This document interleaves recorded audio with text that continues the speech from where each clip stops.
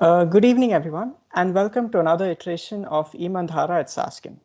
It is my honor to introduce our guest speaker, Shipra Dawar, the founder and entrepreneur responsible for iWill Therapy and ePsyclinic.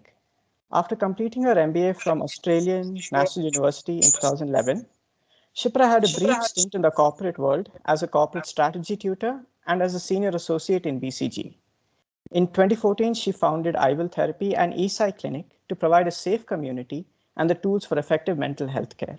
Her vision with this initiative is to ensure both affordability and accessibility of mental health care for everyone in India and in other developing nations. Since then, she has leveraged her experience to turn ePsyclinic and iWill Therapy into leading online platforms, providing structured and evidence-based therapy. Shipra has received multiple accolades for these efforts over the years and is also a celebrated TED speaker. On behalf of everyone here at Sasken, I thank Shipra for being our guest speaker and now invite her to take over. Thank you so much. Um, just a second. Let me fix the echo.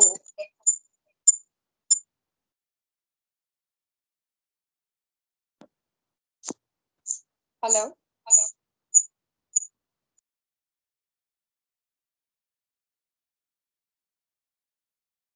Hello? I hope this is without the echo now.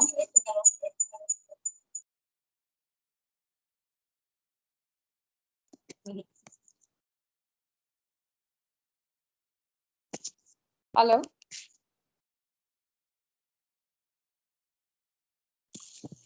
Hello?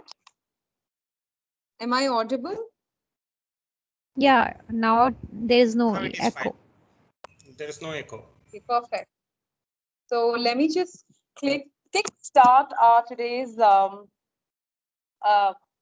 session. Thank you so much, to Ameya who managed this. I'm so glad to be here with all of you at Sasken. I think you guys are doing some phenomenal work in the field of product engineering, in the field of technology.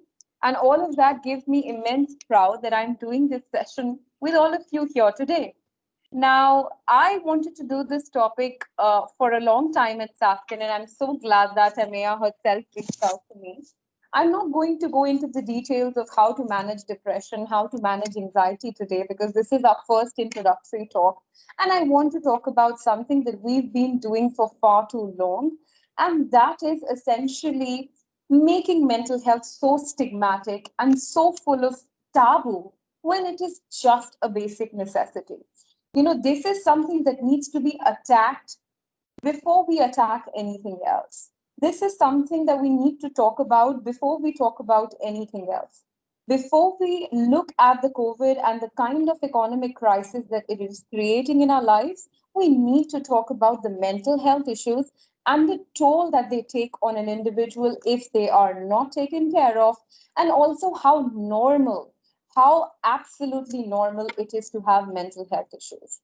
So, the topic that I have for you today and the talk that I have for you today will, of course, have some tips, will, of course, have some suggestions, but it will be largely on dusting the stigma around mental health so that we can unlock and reach our full potential. Now, because I am here and I am talking about mental health, there is no better way to start about it than to give my own introduction. And let me tell you why. When you say that somebody has struggled with depression, what comes in your mind? What comes in your mind is somebody who may be weak. What comes in your mind is maybe somebody who is lazy. What comes in our mind, unfortunately, is that that person, once they have had depression, somehow they will have no other opportunities. But I want to break that myth because my life is a living example of it. That depression is not equal to death. That depression is equal to opportunity. That depression is equal to growth. If you systematically work on it, understand why it happened in the first place, and get out of it. I was a 19-year-old student and I was studying at the Australian National University. And I was, of course, a scholar student. At the time in my classroom, there were people who were member of parliament from Sri Lanka. There were directors, There were people who were from the top technology companies of Australia, top real estate companies of Australia. They were doing exceedingly well. And looking at all of them, a question started creeping in my mind. Do I deserve to be here? These are some really amazing people. Will I be able to perform? Will I be able to get done anything that my parents want me to get done? And with that question, that simple question, which started as a fainting thought, when I harped on it, when things went one after the other in a way that they completely masked my personality.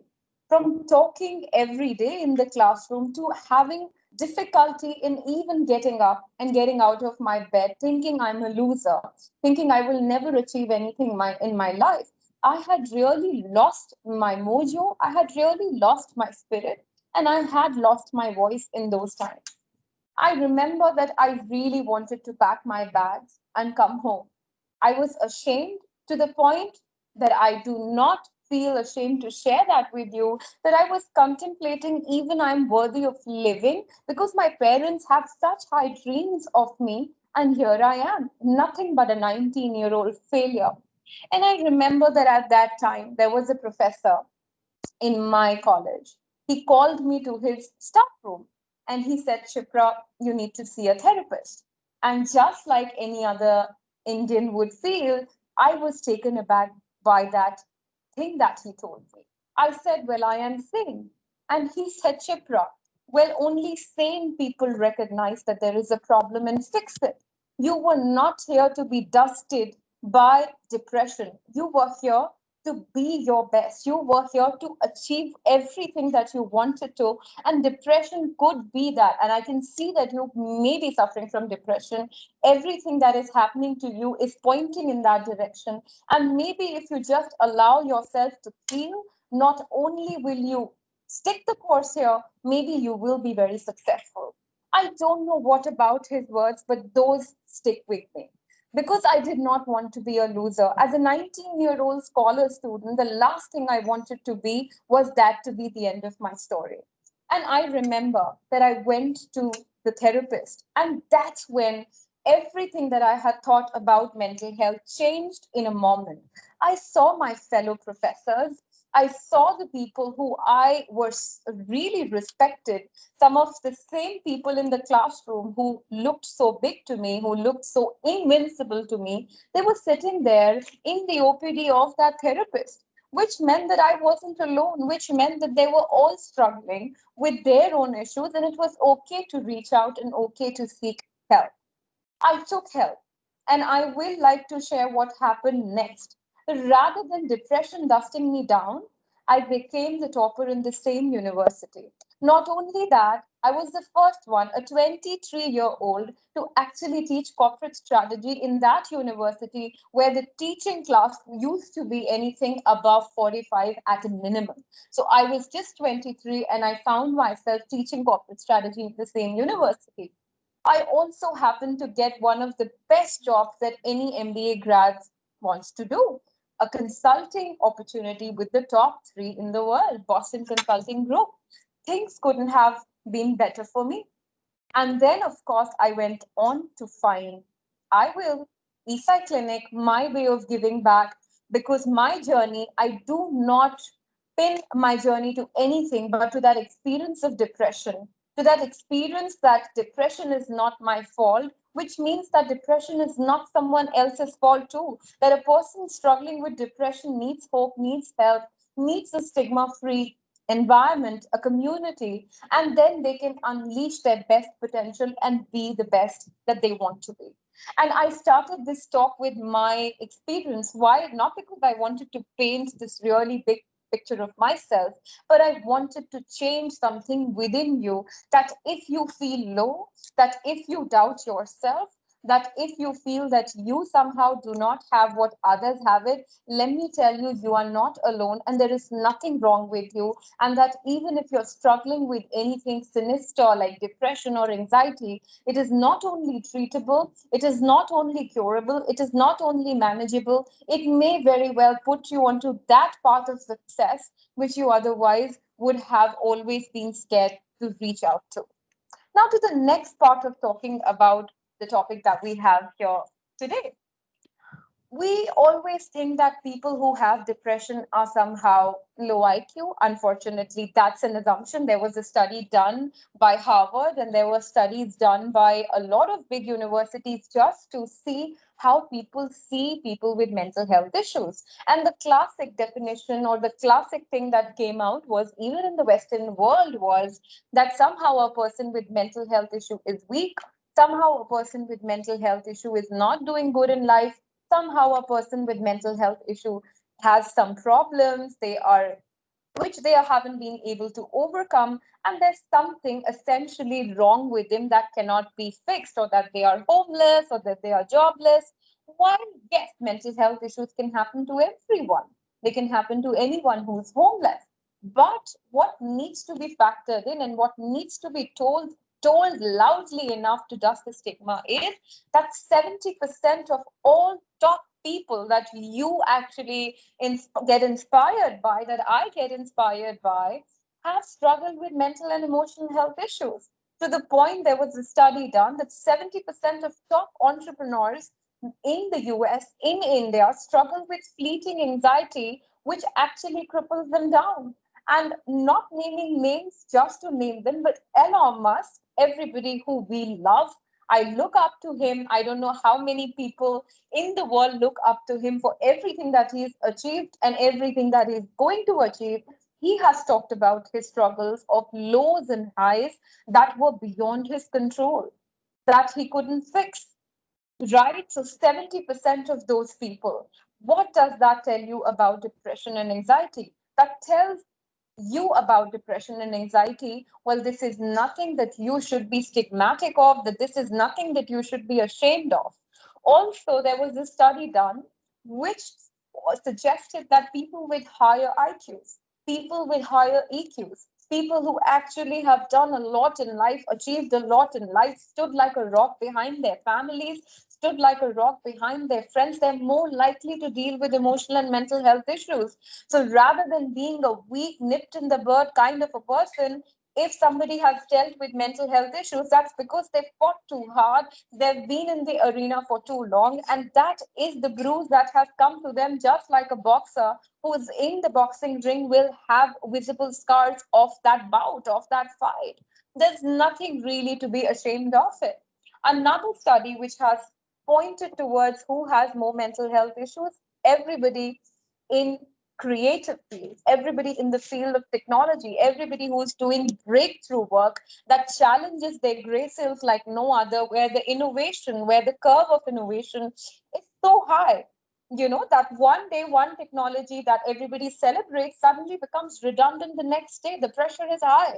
And they struggle with mental and emotional health issues. They struggle constantly with feeling whether they are enough or not, right? So they have mental health issues. What does that tell you? The bottom line that it tells is that please do not hold stigma within you. If you feel low, if you feel underconfident, if you feel your competition is outsmarting you, if you feel that you are not enough, if someday you feel you don't have the energy, if someday you feel that you're not okay, there is nothing to be ashamed of it.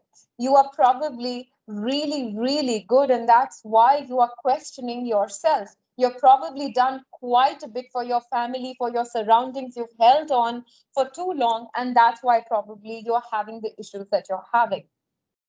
Now comes the question of, why do people get mental health issues? Okay, well, we've understood that people who are creative, people who have high stress jobs, people who have, make believe stuff that they want to do, they are more prone to mental health issues. But why? That's a relevant question, and that we need to ask. One of the reasons why is because there's too much going on when you are out there trying to achieve a lot in your life and you feel lack of support. Sometimes you need some proactive support and you don't have it.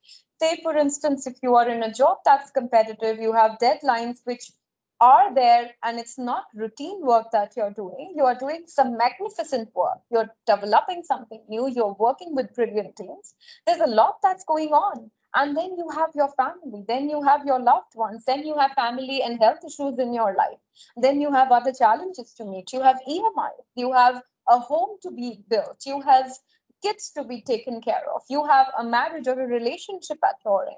All of that is there, and you are the sole one managing it consistently without support, consistently without emotional support, or consistently without taking a step, having a breather, looking at what's happening around, and then going forward. You haven't really taken the necessarily mental and emotional breaks that are needed, which can then push you sometimes to mental health issues. The other thing that can push someone to mental health issue is you have very high goals. You know you are very capable of those high goals, but somehow a self-doubt creeps within you. This was me in 19. This is a lot of us in this day, 2020.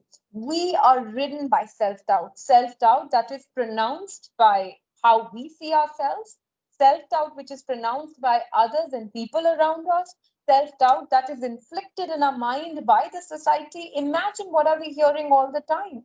We are hearing so and so is so rich because somehow they deserved it. Somehow they have supernatural powers. You cannot be that person. Why? You need to have an average life. You cannot be that person. And now you are there. You have really high goals for yourself, but somebody is consistently telling you you're not good. The feedback that you get, you're not good. And look at our own brains. We will do 10 things which are really good. We will not stop and pat our back for it. One thing that we get wrong, one thing that is problematic, we start holding ourselves to the standards that we are nothing. And we beat ourselves so often with that thought that over time it becomes a pitfall. If you tell yourself consistently you're not good, what is your brain going to learn? Let me point a very simple example of how self-doubt leads to a lot of mental and emotional health issues. Imagine if somebody is yelling in a different room, and imagine somebody yelling right in the room where you're sitting in your ear. Where will be the impact of yelling the most? It will be with the person sitting next to you yelling in your ear. Similarly, if other people tell you that you are not good enough, if other people tell you that you do not have it in you, it may have an impact, and it may have a slow impact. It will certainly still have an impact. But if you are telling that and feeding that to yourself, that I am not good enough, that my competition is better than me, that guy got promotion because he has something going on for him, which I don't, I am unlucky, I've always been unlucky, I'll never be successful. What is that going to do to your tiny little brain who's trying to look at these big goals? It's going to make them look very unachievable because you're telling yourself that those are unachievable. And what that then leads to, that leads to frustration, that leads to hopelessness, that leads to anxiety. And then when it is there for a persistent time, it culminates into what we call as anxiety disorder, mental health issues, depression, hopelessness, lack of belief. It's almost a vicious cycle. You don't believe yourself, you drop the goals. When you drop the goals, you feel worse about yourself. The self-doubt kicks in much harder. And then because it's a vicious cycle, it starts hitting you to a point where you just feel you are not there, and it starts impacting your body, it starts impacting your mind, and what came very normally to you, your day-to-day activities, then become increasingly difficult, something that we know as what happens in clinical depression. The other thing which leads to mental and emotional health issues is personal affair. If you are not having a relationship that's ideal, if you're having a lot of family issues, if you're going through tremendous stress, your family member, somebody is unwell, or you are having a health crisis, you're just about to get a child into your family, you're worried about their finances, you're worried about your job, there's so much going on at your level. And you look at the other person and you feel, wow, they are managing it all so well. I am the one who's not managing it well, or I'm the one who has all these share of problems. That kind of situation leads us to mental health issues. In fact, beyond work and beyond your goals and beyond your self-doubt, 45% of people who have mental and emotional health issue actually have it because they have personal reasons. They have reasons in their life. They're struggling. Their family members are unwell. They're doing so much. They're the sole bread earners. They are making it work. They are making their family work at the expense of themselves. And many times they don't get the support from the family. Many times the family cannot see how much the person is doing. Maybe the person couldn't get this promotion now, but they're still doing a lot of hard work for the family, and that hits you, right? Your family doesn't get all the good work that you're doing. So that's another reason when that happens, when you do not have adequate support, when it doesn't stop, it can push a person to mental and emotional health issues. And there's nothing to be ashamed of it. It's pretty normal and it's pretty obvious that this can happen. The other, of course, is genetics. And this I wouldn't get deeper into, but if your family member, somebody who you had in family, just like diabetes run in families, there are disorders, anxiety disorders, OCD, depression, bipolar disorder that you may be more likely to have given a situation is so bad and this gets triggered. So I'll give you an example. Somebody in your family may have had depression in the past. You were doing really well. Everything was sorted. Then one thing happened, like a failure, or maybe a setback in your career, maybe a setback in your life. Your personal support wasn't there. And at the time, you suddenly started feeling really low and you did not know why did that happen. Why am I feeling so low? Why do not want to get to the office? Why do I not want to meet friends anymore? Why do I not want to be social anymore? Why am I slogging myself? Well, the reason could be that it has been in your genetics. Again, there is nothing to be ashamed of it. We are not ashamed of diabetes. We are not ashamed of cardiac issues. We are not ashamed of a fever. On the contrary, when our loved ones tells us that they have diabetes, or when our loved ones tell us that they have a high blood pressure problem, we coach them, we help them, we love them, and we do that to ourselves as well. But when it comes to mental health issues, unfortunately, we make it such a big taboo. We make it as though, this is the worst thing to be expected of us. The other thing that I want to draw before I go on to talking about how do you beat mental health issues and win is that the image of mental health patient or client also needs to change. Of course, there are people who will have increasing struggle to manage their life, who will probably be out of touch with reality, who will probably have a breakdown completely of their personal hygiene, of their life, or even their sense of reality. But that's only 5% of what mental health issues are. 95% of mental health issues are people who still somehow manage to slog along, people who still have doubt, but still they manage to somehow get out there, do what is required of them. Of course, increasingly unsatisfied, increasingly difficult, and also goals get dropped. The success that could have come doesn't come because your mind is constantly at war with you. But that's not to say that mental health issues are only that 5%. And even if it was that 5%, that happened because adequate care wasn't given at the right time. The therapy, the treatment didn't happen at the right time. And that's why things got so bad. But even when they've gotten so bad around us, we still do not help anyone with the stigma, just like unfortunately when we have a family member who has something serious like cancer, who we know can threaten their life, we give them all the love, we give them all the empathy, we give them all the support. We know that it's not their fault. So even in that 5%, please remember it's not their fault. And if you want, and if we want as a society to claim back how mental health issues are seen, we need to speak about them. That's the reason why when I started these two companies, I ensured that I speak about my own depression. It wasn't to gain any sympathy or empathy. It was to set a tone that, hey, I am achieving in life. I do not have any signs of depression whatsoever now. I've completely put that behind me. On the contrary, I am acing my game of mental fitness. I'm increasingly mentally fitter. And just like there is no upper limit to you being physically fitter, there's no upper limit of you to being mentally fitter. And I'm going to that direction. And if I can, as a small 19-year-old kid now who's 29, 30, you can do that too. You're much smarter, you're much sorted, you're much bigger achievers in life than I was at 19. And that's why I share my story. Well, so now let's quickly talk about how do we beat mental health issues, because they are beatable, and they must be beaten, because when we beat the mental health issues, we win. It's almost like in the boxing ring, whoever beats and knocks the other person down wins. When you beat the mental health issues down, you win and no one else. Your family wins and no one else. How do you beat that? The mantra for that today is SAFE. SAFE, safe. The first thing here is self-care and self-belief. Now, what a mental and emotional health issue does to you, if it's anxiety, it is making you increasingly fearful of your life, of your chances, of how good you are. It constantly makes you worried about your performance. It constantly makes you feel somehow your voice is not good, somehow you shouldn't speak up. And if it is depression, it is filling you with hopelessness. It's filling you with a sense of doom. It's filling you with, I will not ace, I will not get better. The common theme here is the I. Mental health issues love that you beat yourself down.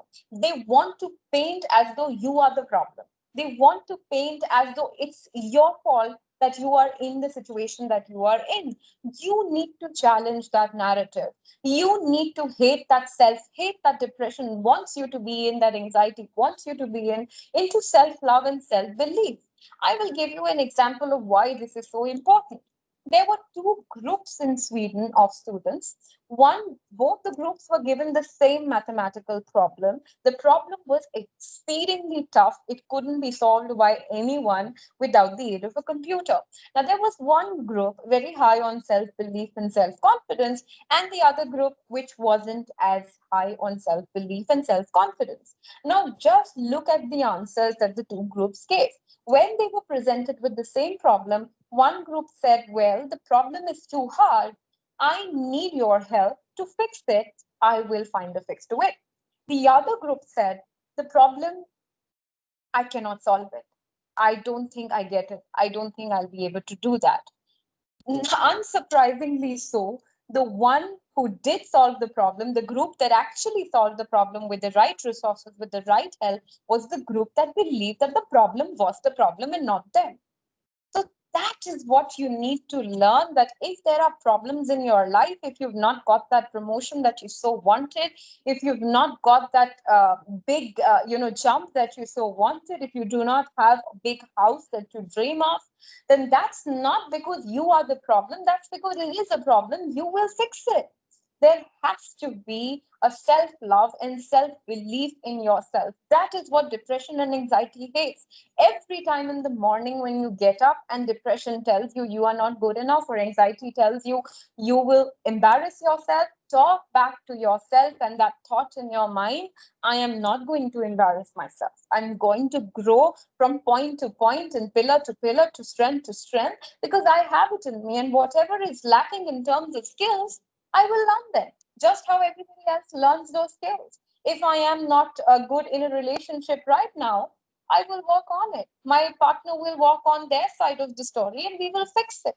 The problem is what it is. You are engineers. You are somebody who works in that field of technology. You know that any problem is fixable, that you can crack it if you believe that it's a problem worth fixing and able to fix. Similarly, your life is that problem. There will be a lot of problems. Anyone's life is not rosy, but that doesn't mean that you make those failures about yourself when it is not about who you are. Of course, the failures happen for a reason, and that reason is to learn from them, to grow from them, but never to blame yourself, because there is not even one person who has been very successful that we know of today as we are talking who hasn't had their share of immense failures before they have become what they've become. In the words of Michael Jordan, he said that I missed 3,000 shots in my life. And there were 300 matches where I was supposed to, and I was entrusted to take the winning shot, and I missed it, and we lost the matches. But well, guess what? Those 300 losses and that 3,000 shots that I missed, that is the reason why I am Michael Jordan. So there was a self-love and self-belief in Michael Jordan, or in anyone that we get inspired by, which makes them who they are. So the first important thing is have umpteen self-love. And if you are finding it difficult to have it, train it. Just like you build a muscle, you build self-confidence and you build self-love by talking to yourself the good that you've achieved, by talking to yourself, separating you from the problems in your mind. You don't have a home. Getting a home is what it is. It's not you. Separate the you from the home, right? The second word here is action and therapy. Therapy, which is with a clinical psychologist, counseling psychologist, speaking with a psychologist when you're not feeling good, when you are not feeling up to the mark, is so important. Just like when you have diabetes, you have doctors who take care of you. Just like when you have, a fever, and there are people who take care of you. There is a medicine, there is a protocol that takes care of you. In COVID-19 also, even when people are at home isolation, there is an entire protocol with which people get better.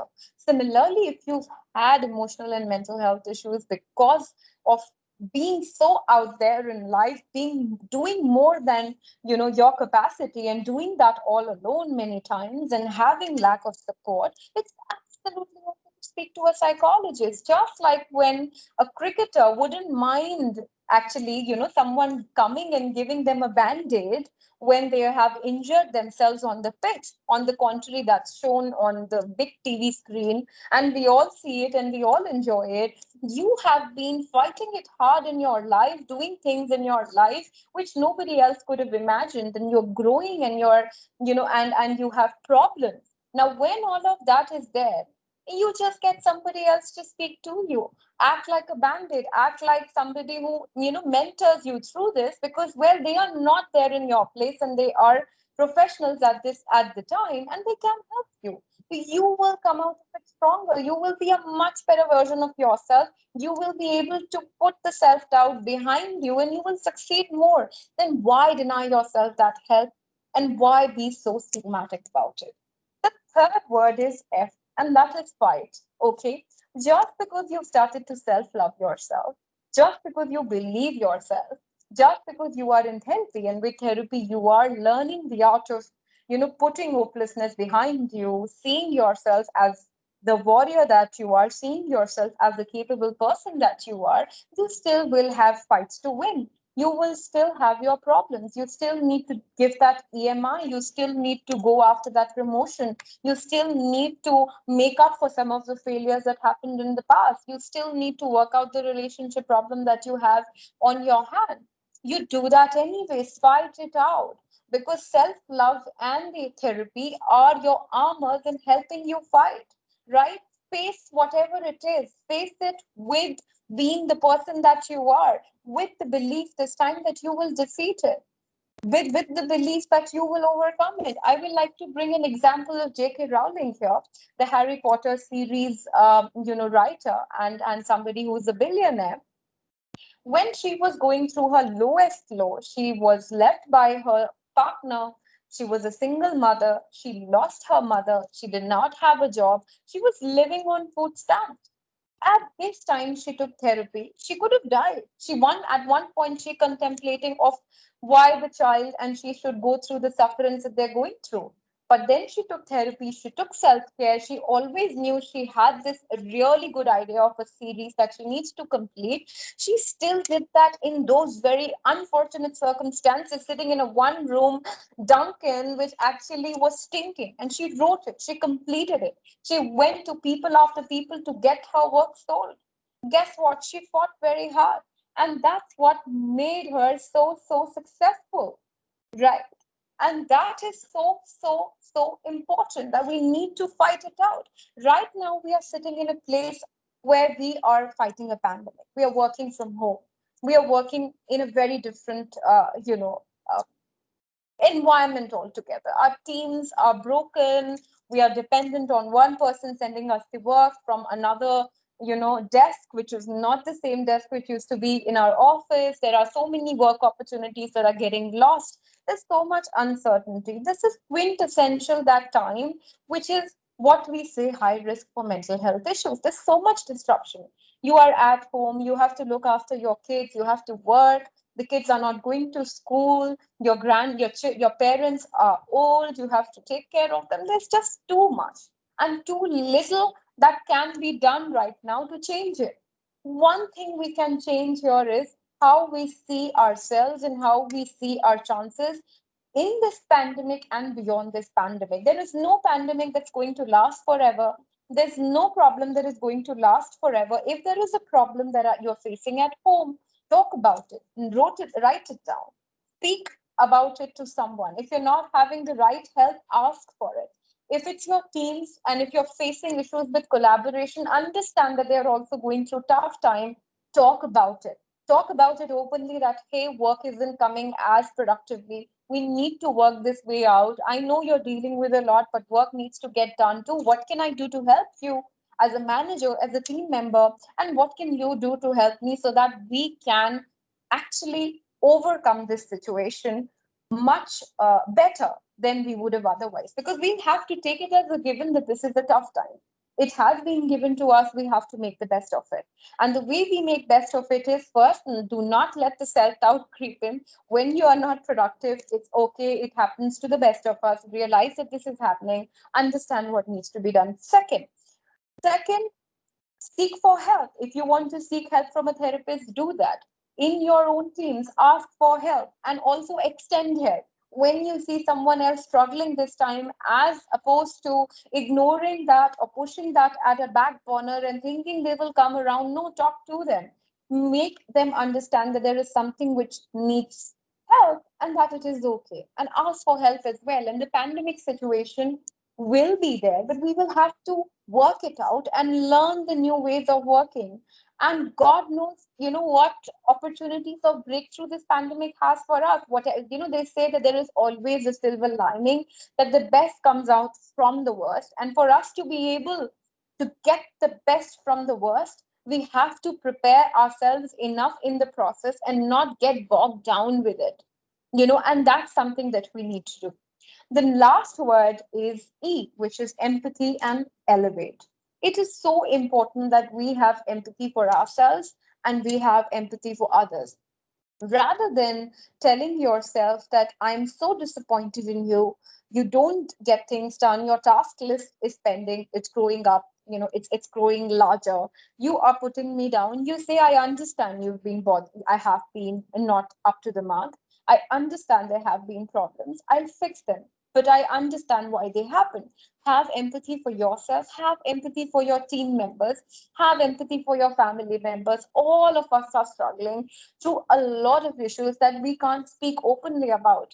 I mean, not true for, or I'm not sure, I'm not seeing this for Sasken, but there are so many other companies and larger good companies where people have had issues with their own EMIs because they are suddenly seeing an income, if even if the income is same, the expenditure is so much.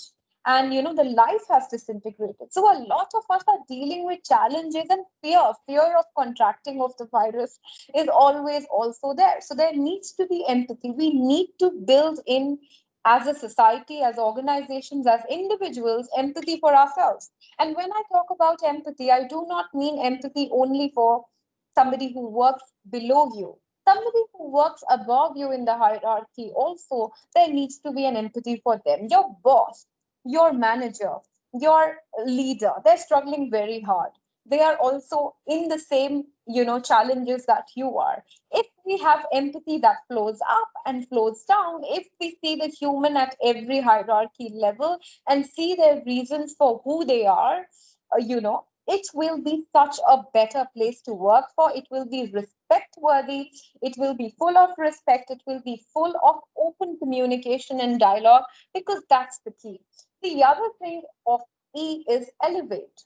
Remember, I had depression, and because I had depression, now I have endless goals that I want to meet in my life. I have used that to be my better version day in and day out. I have goals set out for myself, not just in being a successful person, but also being in a great daughter, and also being a good family member, and also being a good person to the society. So elevate your goals, because you've had emotional and mental health challenges at home. or or you are the one who had it, that can be the perfect reason. As you dust them, you elevate your goals, you go after things that you never thought you can achieve and get them under your belly, because there is no better opportunity than now to do it. And if you've had depression and if you've had anxiety, that shouldn't be the stepping block, that should be the stepping stone and not the block which should stop you. I'm coming to the conclusion of my life today, and then I will take all the questions that are there. I hope you do put out your questions for me, because I love answering questions.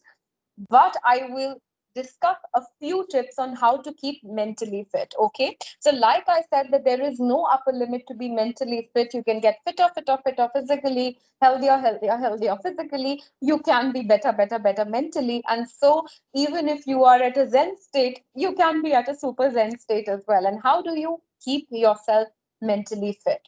The first thing is say and not be silent. And what do I mean by that? Whenever you are having a problem, whenever you are having an emotional concern, speak about it. Choose not to be silent, because when you choose to be silent of your own emotional issues, you are going to increase those emotional issues by not giving them the voice. Because if you give them the voice, you find a way to deal with it. Somebody else will help you to deal with it, and something good can come out of it. So always speak about your challenges emotionally and mentally. Do not forget, we are human beings, and the reason we are humans is because we have emotions. And if we have emotions, they will be hurt, they will be pained. And if they are pained, it's good to speak. Of course, speak politely to others. Of course, speak politely, to people around you, but speak about them. If you're having a problem, say it out loud. Do not be silent, and build a culture within your teams, in your organizations, in your home, where speaking for emotional and mental health issues is the norm, not the other way around. Because depression, typically things won't escalate to the level of you completely becoming where I was back in 19. Had I spoken about the challenge on the first day, wherein the first self-doubt came in when the member of parliament from Sri Lanka presented and I felt inadequate, I wished I could have went up to my professor and said that day that I am feeling inadequate, and maybe I would have gotten a very, very different feedback on my skills on the day, which may still have led me into depression, but at least that speaking up would have helped. So always speak up, do not stay silent. The second is, of course, which I've already said, but this is something that you have to make your operating principle. Whenever there is a problem, it is the problem that needs to be fixed and not you. There has to be a space of self-belief and not self-doubt. You have to practice it. If you do not believe in your power, nobody else is going to believe in it. And if you're not going to believe in your own power to get things done, you will not be able to get them done. So if you have to get them done, you have to believe in yourselves. You know what? I face so many failures. I face so many failures. Of course, the successes that everybody talks about. But when you are an entrepreneur, a young entrepreneur in a mental health field, it goes without saying that there are failures. Had I not had self-belief, I would have left, my goals or my journey much before. But I continued, and that rewarded. So operate from that space of self-belief and not self-doubt. The other thing which is so, so important, and I cannot stress that enough, is every challenge that you see today is not a hurdle, is a goal. What do I mean by that? A relationship issue that you're facing right now, where your partner and you do not have a communication, strategy that's right, you may think this is a hurdle in me becoming happier. But if you see that as a goal, that I will fix this communication problem and then my life will be much better, my partner's life will be much better. So just with that twist of how I saw that hurdle into a goal, the entire equation and the entire definition and my mood and my feelings around that situation change. Similarly, if I see somebody else, who has an MBA or who has done at my age something better, if I see that as a hurdle, oh, that person's got that easy, that person was so good, they cracked the IIM, I haven't done that, now I'm doomed. Well, you can see that as a goal. Maybe I've not studied from IIM, but if I achieve this feat, wouldn't that be special? Now I should achieve that feat for myself. So make that it a goal. So please focus on making these your goals as opposed to hurdles, right? The other important and the last thing that I want to share here today with you is do not look at your past, do not look at your future, be mindful, look at your present. Every challenge that you have today is a challenge that you need to work on. Don't try, of course, your brain will always try to scare you of the future or will always drag things out of the past and say that this has happened to you in the past, it'll happen again. Your job as a person who's mentally conscious is to tell that the present is the present. It has no semblance with my past or it has no bearing on my future. I need to do what is needed of me now. Right? So that was my talk on emotional and how really you can and you should dust the taboo and the stigma around mental health, how you really should not hold the shame, the guilt, because actually, if you have them, you are anyways, in that top quarter, you can always win them back. You can always be your much better version. And this is a little musing about iWill. So, iWill therapy is working with UNICEF, it's working with Gates Foundation, it's working with ACT grants, it's working with 7 governments. A lot of corporates and startups, unicorns to boutique are actually our clients. We also have retail therapy. It's actually world's first structured therapy with a 98% cure rate for depression, anxiety, relationship issues. And cure rate for relationship means either the problems get sorted or you get out of the relationship, whatever that is in that case. So with that, I call this presentation a wrap. Thank you so much to everybody at Sasken who joined me today, and I will be very happy to take the questions now. Thank you, Shipra, for sharing your experience. That was wonderful. The floor is now open for everyone to ask Shipra any questions. Please use the chat feature to type any questions that you have for her so that I can take them and address it to her.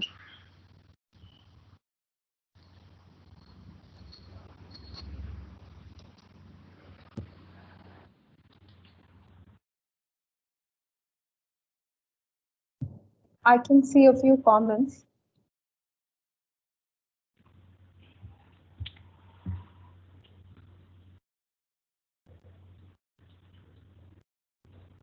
Any questions, guys?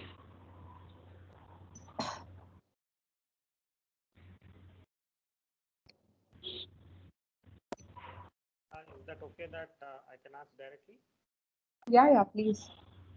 Thanks, Shipra, for great presentation and great information. Basically, Aren't audible. am I audible, right? Louder? Yeah. Yeah, thanks. Yeah, so I see that some people keep very high goals. And they normally end up with a kind of depression, obviously, because they have to meet goals of such high goals. So is it that coming from their family expectation? What do you see the trend? I just want to know the trend. Is it from the family expectation? Is that from the surrounding society or from the friends? So just want to know this. Yeah, what is the trend? Right. No, that's a very, very good question. Of course, at the foundation years, it's a lot of pressure from the family, specifically in India, where you have to either crack IIT or IIM or be a doctor, to be considered successful. So, of course, the society is there, but also there are people, who have very high goals for themselves as well. And that's, when it comes from your own space, then somehow you are better able to manage it, of course. Not saying that that wouldn't lead you to depression or anxiety. I know a lot of people who have very high goals, but then also have depression, have had battled depression. But yes, I do believe that as a society, we need to allow people to have that space of having goals that they are proud of, right? One of the things which I think needs to be changed, it's not about how high goals there are as opposed to what goals I want to chase. I may want to be an excellent sports person and I may want to be the best in that, but I don't want to do an IIT, IIM. But if you force me down that path, that can bring in a lot of pressure for me. And you're so right that the pressure sometimes doesn't stop there. It once you've cracked IIT, you have to be at the top 1%. Once you're at the top 1%, you have to be, getting the job in, 5 of the most sorted firms. And once you are there, you need to now have your startup. Once you have a startup, you need to now have VC funding. So of course, it is very, it got triggered in a certain direction, but it happens because of other people as well. And when it happens, of course, the downfall of it starts to show very early on, like young students and teenagers. But many times it's self, or the self also pursuing to higher goals, which is okay as long as you know that there are goals. It will take time, and you are getting the support. It's absolutely okay to have high goals. Thanks. Yeah. Okay, So there so is we a have a question. question from Kamaksha. What are the few signs, rather early, of signs of depression? Right. So, Kamaksha, the early signs of depression are when you increasingly deal with the thought that I am not good enough, or maybe that everything, that nothing good is going to come across every day. When you see more signs of things not working as opposed to things working, and by the night you start feeling that well, I'm not good enough. So that's the thought level. Your mind will tell you when you have that thought persistently. Somehow you're constantly judging yourself in a negative way. The other thing which are early signs of depression is also people start being more socially isolated. They don't speak. If they were very friendly, if they were really outgoing, they'll stop that. Or even if they are doing, they find it increasingly hard to do. Along with changes in the sleep, your sleep patterns are changed, they're altered. You end up sleeping more, you feel more tired through the day, or you feel the need to find an exit whenever there is a tough situation, your difficulty in concentration. All these issues point to that this could be depression, or it could be any other issue as well. That's something that a clinical psychologist with their with their understanding will diagnose, proper clinical understanding. But yes, if you do not feel okay emotionally, and if you feel somehow you have less chances to succeed in life, and you started blaming yourself too much, that's definitely a sign that there's something off. Okay, I think that answers even Joyce. How do you understand that you are mental depression? It answers the same. We have another question. Why are counseling sessions expensive? Minimum 10 to 15 sessions are required, and each session is in 2,000 range by Amita Pandey. That's right. They shouldn't be as expensive, and that's why at iWill we have sessions which are not more than 500 rupees, and of course you require 10 sessions, so you book all of them together, and we've kept them pretty nominal. Having said that, they are expensive because just like doctors, these are professionals, and while doctors will give you 5 minutes and 10 minutes and then charge you 1,000 rupees off it, a psychologist is giving you 50 minutes. And it's not just those 50 minutes, they actually invest in you beyond that 50 minutes as well. In that, you will, whatever homework you will be sharing, they will be reading for you, thinking about you, communicating with you.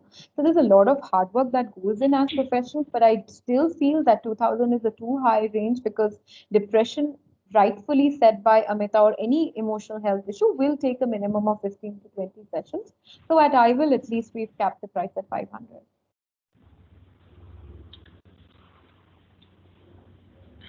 Okay, we have a question from Swami sir. You talked about psychologist. A, psychologist. What about that? B is psychiatrist. When do we seek a psychiatrist? Right. So the first point of contact should always be a psychologist. That's how it's done globally. Psychologist is clinical psychologist will help understand what are the issues, and the sessions will start if they feel that if with session you need some more additional assistance, then medication comes into picture, and psychiatrists are the ones who prescribe medications, and they will refer that.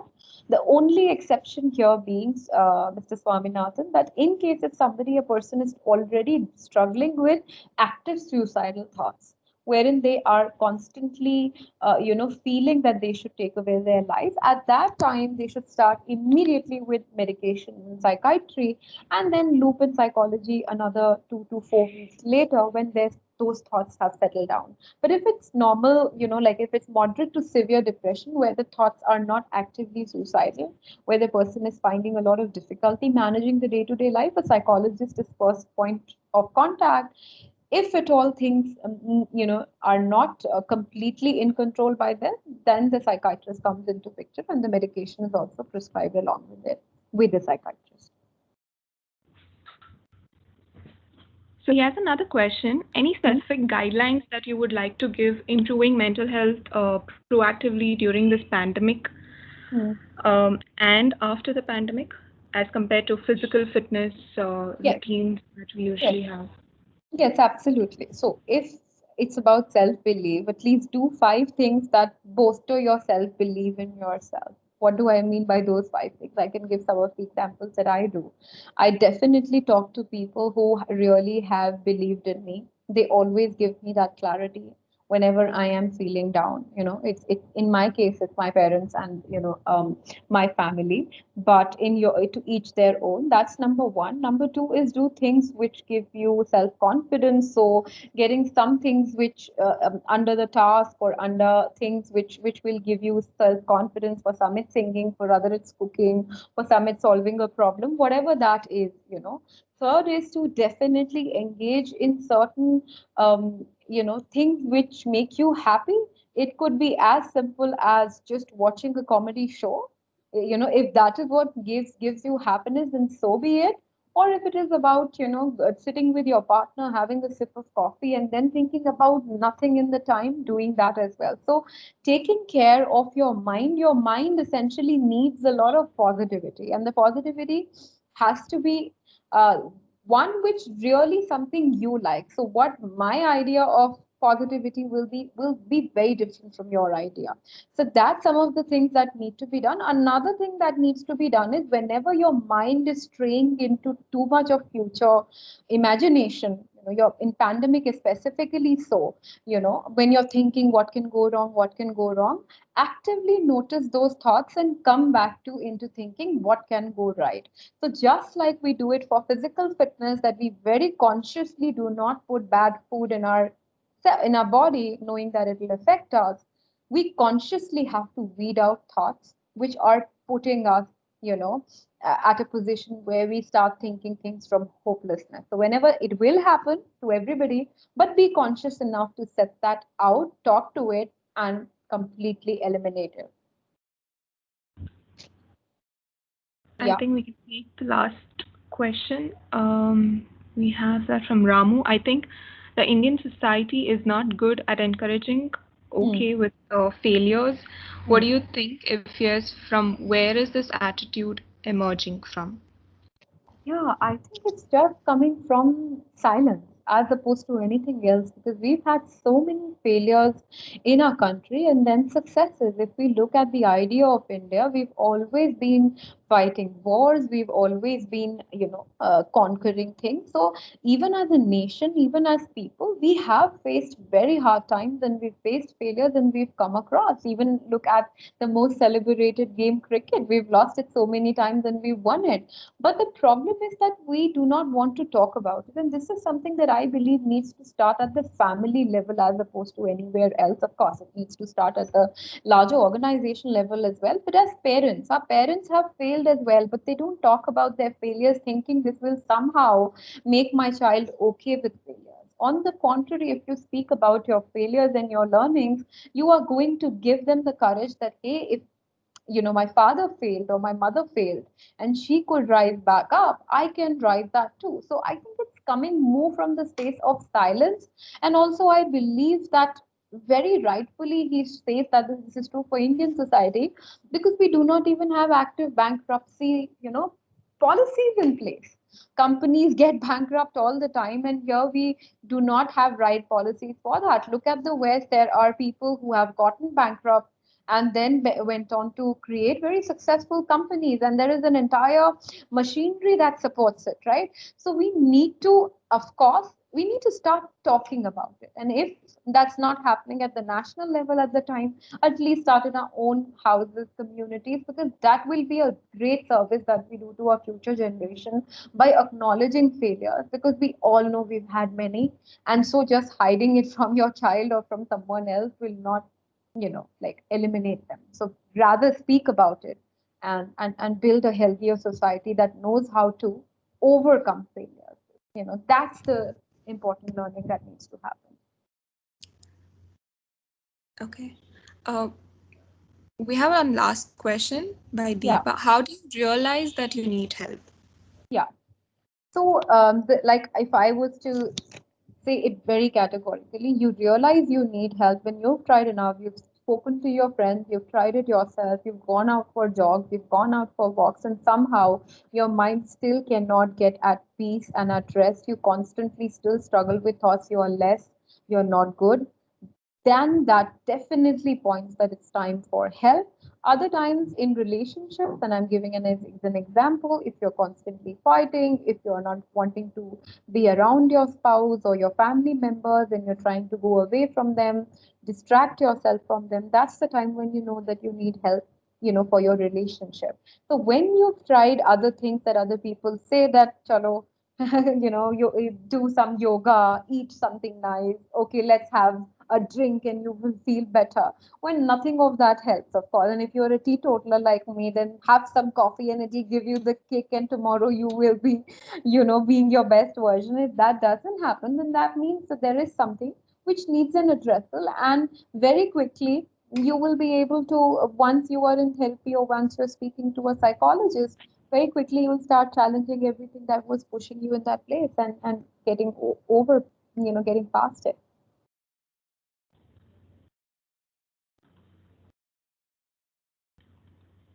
Okay. I think we're done with questions. All right. Thank you so much, Shipra, for sparing the time to share your journey and insights when it comes to ensuring better mental health. I'm sure everyone watching this event is grateful for the work you've been doing and the knowledge that you've shared with us today. Before handing over to Swami sir, I would like to thank each Sasian present here for sparing your time to attend this e-Mandhaara session. Thank you so much. Over to you, Swami sir. Thank you, Amy. Thank you. I loved my session here. What a wonderful, wonderful audience and wonderful people. Thank you, Shipra. I typed those questions for the broader interest of all our participants. On behalf of every single Sasian, thank you for coming to the Mandhaara platform and enriching it. It's been a platform that we've used to bring people like you who can inspire us to be better people. At the end of the day, we can all help each other. And during the times of this pandemic, or as you rightly said, even during normal times, one thing that's been taboo, and I completely agree with you, is this issue of mental health. So much so this country doesn't have a mental health act, which is of any worth in terms of talking. Hopefully that will change with people like you who are younger, not necessarily the other side of the spectrum like me, older, not necessarily wiser. You've come very early and inspired us by accepting, embracing, and not being ashamed of this. Just as somebody like me can say I'm a diabetic without any shame. And I think you hit that nail really hard. It doesn't matter. Mental health is just another part of us. Just the physical health is a part of it. Sometimes these two are linked too. So thank you so much for coming and inspiring us. I know fewer than the entire population attended, but I'm sure that everyone who heard this will in turn go and virally spread it. I can see the number of thank you messages that are coming, so it gladdens my heart. I wish you all success in your journey, and may there be more warriors like you, Shipra. And wish you all success in your journey. We are so grateful to you. Thank you so much. Your words warm my heart, and I'm so proud of Sasken for taking that step forward and bringing the communication about mental health out there in the open. I am so glad for this opportunity and wish Sasken Technologies and everybody working here all the best and all the rise and glory in the journey that you're embarking. And what a inspiring company this is. May you go higher and higher. Thank you. Thank you very much. Thank you, everyone, for participating. Have a pleasant evening. Thank you. Bye-bye. Thank you so much. Thank you. Thank you. Thank you so much. Thank you. Bye-bye.